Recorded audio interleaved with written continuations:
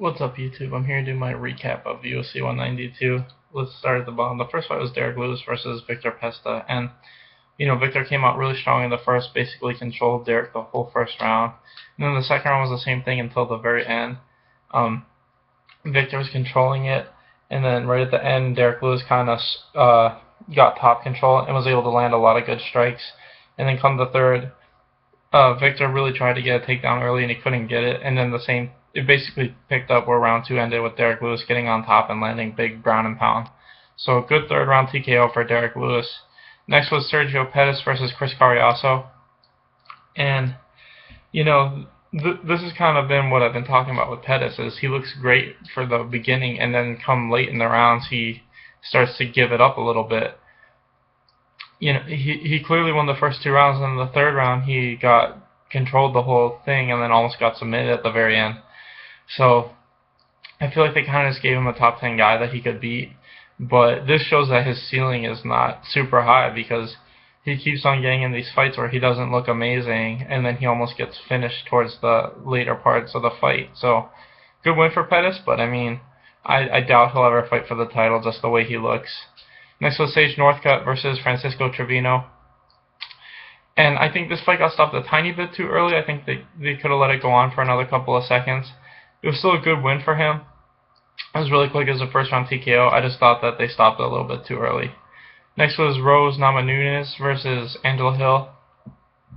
And the fight was pretty back and forth standing. I think Rose had the slight edge. And then towards the middle of the round, Rose got a takedown. And as Angela Hill went to stand back up, Rose jumped on her back and got the standing rear naked choke. It was a good fight, but it was a quick fight. It was only like two and a half minutes.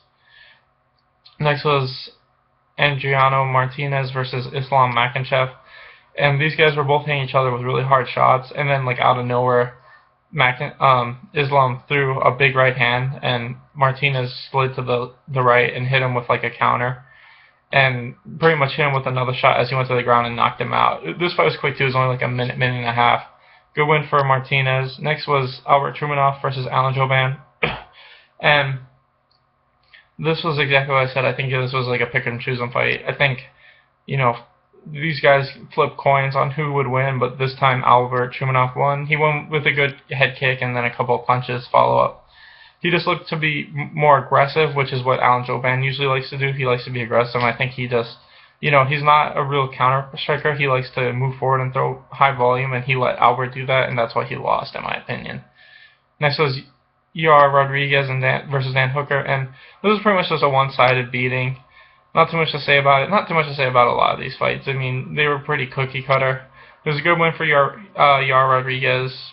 I can't think of anything too significant from this fight. Next was Juliana Pena versus Jessica Eye, and this is basically what I said. I think Juliana Pena was able to get good pressure, and I felt like that was the way she would win this fight, was just if she could use her wrestling. I didn't think she would, but apparently I guess she did. I don't think she's going to I don't think she can beat Ronda. I think her style plays really well into Ronda's hands. I feel like she likes to grapple a lot, and that just favors Ronda.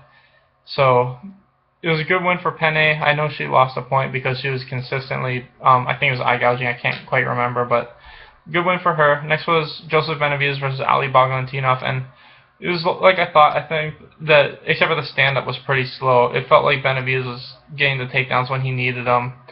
But, for the most part, I can't really remember this fight too good because I was doing something while this fight was going on, but a good win for Benavidez, 30-27. And like I said, if Ali hadn't been off for so long, maybe it would have been closer, but nothing you can do about it. Next was Ruslan Maganov versus Sean Jordan, and the first round was pretty close. Jordan was able to get that takedown. I thought he probably would have won that round.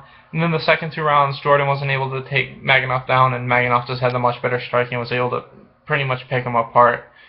So most of the judges gave him 30-27. I think one gave it 29-28. Good win for Ruslan Maganov. Once again, a lot of these fights were pretty boring. Next was Ryan Bader versus Rashad Evans, and once again, all these fights kind of looked the same. It was just good takedown defense. He hit a couple of takedowns here and there, and he was able to use really good striking. And who knows, if this fight happened 2 years ago, maybe it would have been a lot closer, but like I said, being off for 2 years and Ryan Bader consistently fighting, to me it was pretty obvious who was going to win.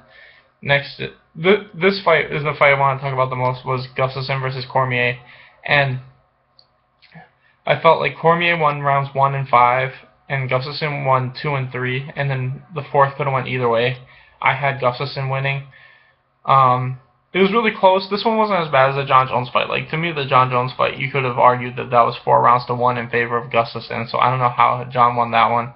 This fight, at least I can see the debate. I think it really came down to that 4th round, because I know one of the judges gave the 3rd round to DC. I don't even know how that's possible. They must not be watching the same fight as me, because that 3rd round was pretty close. I thought Daniel was ahead, but then he got dropped, so I don't know how that doesn't win Gustafsson the round.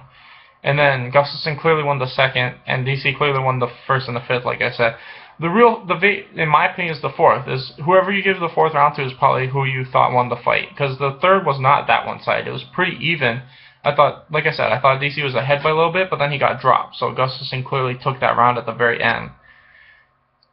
It wasn't like he was blowing Gustafsson. It wasn't like the Jon Jones. I know that's what people are comparing it to, but that was completely different. When Jon Jones did that spinning back elbow shit, he was getting dominated that round. That 3rd round was pretty even. I just think Daniel was a little bit ahead. As where the fucking Gustafsson Jones round, that was almost before the spinning back elbow, you could almost consider that a 10-8 round for Gustafsson, how much he was beating on him. So I'm just saying, I think it came down to the 4th. I gave it to Gustafsson personally. I thought it was a super close fight of the year contender. I still think Lawler versus McDonald is the best fight of the year, but this is probably the 2nd best fight of the year so far. So if you haven't seen it, you should definitely watch it. Anyway, guys, thanks for watching.